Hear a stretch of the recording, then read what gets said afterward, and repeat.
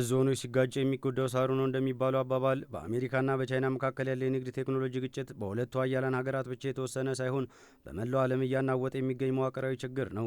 በአሜሪካና በቻይና መካከል ያለው የንግድ ግጭት መንስኤ በአንድ ወቅት የተፈጠረ ሳይሆን ለበርካታ ዓመታት ሲንከባለሉ የመጡ መዋቅራዊ ችግሮች ናቸው። አሜሪካ ከቻይና የምታስገባው ምርት እጅግ ከፍተኛም ሲሆን ወደ ቻይና የምትልከው ግን በጣም አነስተኛ ነው። እንደ አውሮፓውያን አቆጣጠር በ2024 አሜሪካ ከቻይና የ295 ቢሊዮን ዶላር የንግድ ጉድለት ነበረባት። ፕሬዚዳንት ትራምፕ ይህ ሁኔታ አሜሪካን እየበዘበዘ ነው፣ እንዲሁም የአሜሪካ የማኒፋክቸሪንግ ስራዎች ወደ ቻይና እንዲሄዱ አድርጓል የሚል ጠንካራ እምነት አላቸው ሲሉ የቀጠናው ተንታኞች ተናግረዋል። አሜሪካ ቻይናን በከፍተኛ ሁኔታ የምትከስበት ነጥብ የቴክኖሎጂና የፈጠራ ስራዎቿን ትሰርቃለች በሚልም ነው። የአሜሪካ ኩባንያዎች በቻይና ገበያ ውስጥ ለመስራት ሲፈልጉ ቻይና የቴክኖሎጂ ሚስጥራቸውን ለቻይና ኩባንያ እንዲያጋሩ ታስገድዳለች።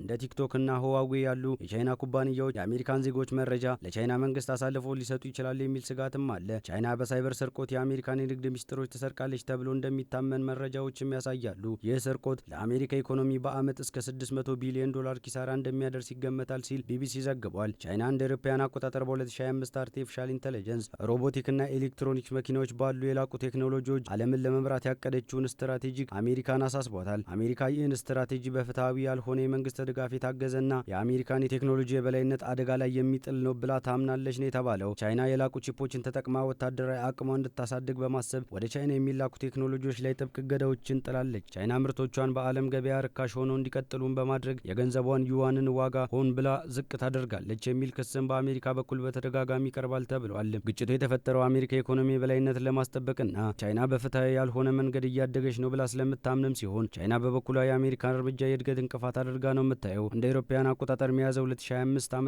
በአሜሪካና በቻይና መካከል ያለ የንግድ ፉክክር ወደ አዲስ እና ከፍተኛ ደረጃም ተሸጋግሯል። አሜሪካ በቻይና ምርቶች ላይ የጣለችው ቀረጥ ወደ 145 በመቶ ከፍ አድርጋለች። ቻይናም በምላሹ ከአሜሪካ የሚገቡ ሸቀጦች ላይ እስከ 125 በመቶ የሚደርስ ቀረጥ ጥላለች ሲል ቢቢሲም ዘግቧል። ፕሬዚዳንት ትራምፕ የጣሉት ይህ ቀረጥ ምንም እንኳን በፍርድ ቤት ውሳኔ ተግዳሮት ቢገጥመውም አሁን በቻይና ምርቶች ላይ የ10 በመቶ ተጨማሪ ታሪፍ እንዲተገበርም አድርጓል ተብሏል። ቀደም ሲል ከ800 ዶላር በታች የሆኑ የቻይና ምርቶች ያለ ቀረጥ ወደ አሜሪካ ይገቡ የነበረውን አሰራር መቅረቱን የቻይና የመስመር ላይ የገበያ መድረኮችና እንደ ሼን ያሉ ምርቶች ላይ ጫና ፈጥሯል ሲሉም የቀጠናው ተንታኞች ተናግረዋል። ቻይና የሀገሯ ውስጥ ቺፕ አምራቾች ቢያንስ 50 በመቶ የሚሆነውን ግብአት ከሀገር ውስጥ እንዲጠቀሙ ትዕዛዝ አስተላልፋለች። እንዲሁም የአሜሪካና የእስራኤል የሳይበር ደህንነት ሶፍትዌር በቻይና እንዳይጠቀሙም ታግደዋል። ቻይና ሜታ የተባለውን የኩባንያ ማኑስ የተባለ የኤአይሲቲ ስታር አፕል ለመግዛት ያደረገችውን የ2 ቢሊዮን ዶላር ስምምነትም አግዳለች። ይህም በሁለቱ ሀገራት መካከል ያለውን የቴክኖሎጂ ፍጥጫ ጥልቅ መሆኑን ያሳያል ነው የተባለው። ቻይና ለፀሐይ ኃይል መሳሪያ የሚያገለግሉ የላቁ ቴክኖሎጂዎች ወደ አሜሪካ እንዳይላኩም ገደብ ለመጣል እያሰበች ነው ሲል ቢቢሲም ዘግቧል። ቻይና በፓናማ ቦይ ወደቦች አስተዳደር ላይ ከነበረው የህግ ውዝግብ ጋር ተያይዞ ወደ 70 የሚጠጉ መርከቦችን ማገዷን ተከትሎ አሜሪካና አንዳንድ የላቲን አሜሪካ ሀገራት ቻይና በኢኮኖሚ አጸፋዊ እርምጃ ወስዳለች ነው የተባለው። ፕሬዚዳንት ትራምፕና ፕሬዚዳንት ሺጂፒንግ እንደ አውሮፓውያን አቆጣጠር ሚያዝያ 14ና 15 በ2026 ዓ.ም በንግድ ውጥረቱ ዙሪያ ለመወያየትም ቀጠሮ ይዘዋል ነው የተባለው። ይህ የንግድ ጦርነት በአሜሪካ ሸማቾች ላይ የዋጋ ጭማሪን ያስከትላል ተብሎ የሚሰጋም ሲሆን የዓለም የንግድ መስመሮች ወደ ቬትናም፣ ህንድና ሜክሲኮ እንዲዞሩ እያደረገ ነው ሲልም ቢቢሲ ዘግቧል። አሜሪካ በሯን ስትዘጋ ቻይና ከአፍሪካ ጋር ያለውን ግንኙነት እያጠናከረች ነው። ቻይና በቅርብ ለ53 የአፍሪካ ሀገራት ቀረጥ ነጻ እድልን መስጠት እንደምትጀምርም አስታውቃለች። ቻይና የአውሮፓ ህብረት በአሜሪካ ኢኮኖሚ ጭቆና ጎን እንዳይቆምና ከቤጂንግ ጋር ያለውን ግንኙነት እንዲያጠናክር እየወተወተችም ነው ተብሏል። ቻይና የያዘችውን የ760 ቢሊዮን ዶላር የአሜሪካ የመንግስት ቦንድ ለመሸጥ እንደምትችልም ፍንጭ ሰጥታለች። ይህ ከተፈጸመ የአሜሪካ ኢኮኖሚ ላይ ከፍተኛ ቀውስ ሊያስከትልም ይችላል። በአጭሩ ቻይና አሜሪካን አምባገነን ስትል ትፈርጃለች። ነገር ግን ለንግግር ዝግጁ መሆኗን እየገለጸች ለማንኛውም ጫና አንበገርም የሚል ጠንካራ መልእክት እያስተላለፈች ነው ሲሉም አልጀዚራ ዘግቧል። በአሜሪካና በቻይና መካከል ባለው የንግድ ጦርነት ዙሪያ የኢኮኖሚና የጂኦፖለቲካዊ ምሁራን እንደሚሉት አሜሪካ የጣለችው ከፍተኛ ቀረጥ እስከ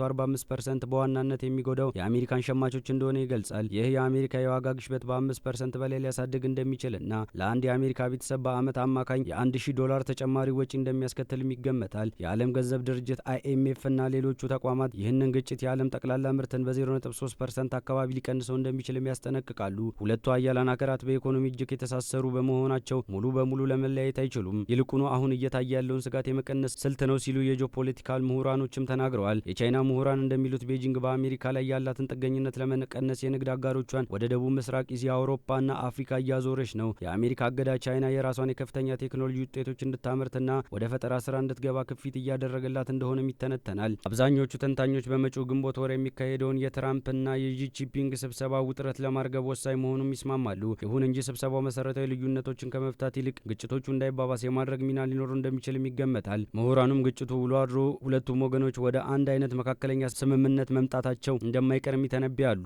ሁለቱም ሀገራት የጣሉት ከፍተኛ የቀረጥ ጭማሪ 145% እና 125% በደረጃ ለመቀነስ በእነዚህ ጉዳዮች ላይ ከተስማሙ በሸማቾች ላይ ያለው የዋጋ ግሽበት ይቀንሳል ነው የተባለው። የመጀመሪያው በተወሰኑ የፍጆታ እቃዎች ላይ ብቻ ቀረጥን ለማንሳት የንግድ ልውውጡን ማረጋጋት። አሜሪካ ለብሔራዊ ደህንነት ስጋት ናቸው የምትላቸውን ቴክኖሎጂዎች እንደ ስትራቴጂካዊ ቺፖች ለይቶ ለማስቀመጥ፣ በሌሎች የሲቪል ቴክኖሎጂዎች ላይ ያለውን እገዳ ማንሳት። ሁለተኛው ቻይና የአሜሪካ ኩባንያዎች የፈጠራ ስራዎችን እንደማትሰርቅ ወይም በግዳጅ የቴክኖሎጂ ሽግግር እንደምታደርግ የሚያረጋግጥ ጠንካራ የህግ ማዕቀፍ በመዘርጋት የንግድ ግጭቶቹን ወደ ወታደራዊ ወይም ፖለቲካዊ ቀውስ እንዳያድጉ የሚያደርግ ቀጥተኛ የመገናኛ ዘዴን መፍጠር። ሶስተኛው ሁለቱም ሀገራት በራሳቸው እርምጃ ከመውሰድ ይልቅ በዓለም ንግድ ድርጅት ህግጋት እንዲመሩ ጫና ማድረግ። ድርጅቱ እንደነዚህ ያሉ ታላላቅ ሀገራት የመዳኘት አቅሙን በማሳደግና ቬትናምና ህንድ ያሉ ሀገራትን በአንድ ሀገር ላይ ብቻ ጥገኛ ከመሆን ይልቅ የገበያ መዳረሻቸውን ማስፋት እንደ መፍትሄ ይቆጠራል ሲሉም የቀጠናው ተንታኞች ተናግረዋል። በአጠቃላይ አሜሪካ በቻይና ምርቶች ላይ እስከ 145% የሚደርስ ታሪፍ በመጣልና የላቁ ቴክኖሎጂዎች ወደ ቻይና እንዳይላኩ በማገድ ብሔራዊ ደህንነቴን እጠብቃለሁ የሚል ጠንካራ አቋም ይዛለች። ቻይና በምላሹ እስከ 125% የሚደርስ አጸፋዊ ቀረጥ በመጣልና በሀገሯ ውስጥ ያሉ የውጭ ኩባንያዎች ላይ ጥብቅ ቁጥጥር የሚያደርግ አዲስ ህግ በማውጣት እየተከላከለች ነው። ይህ ፍጥጫ የዓለምን አቅርቦት ሰንሰለት እያናወጠው ይገኛል። እንደ ደቡብ ኮሪያና ታይዋን ያሉ ጎረቤት ሀገራት በንግድ መቀዛቀዝ ሲጎዱ፣ እንደ ቬትናምና ሜክሲኮ ያሉ ሀገራት ደግሞ ኩባንያዎች ከቻይና ወደ እነሱ በመፍለስ እንደ አማራጭ እየታዩ ነው። ቻይና ደግሞ ፊቷን በስፋት ወደ አፍሪካ በማዞር ከቀረጥ ነጻ የንግድ እድሎችን እየሰጠች ነው። ሁለቱ ሀገራት በፉክክር ይልቅ በጋራ ተጠቃሚነት ላይ ካልተስማሙ የዓለም ኢኮኖሚ ለከፍተኛ የዋጋ ግሽበትና ለፖለቲካ አለመረጋጋት መጋረጡ አይቀሬ ነው ሲሉ የቀጠናው ተንታኞች ገልጸዋል።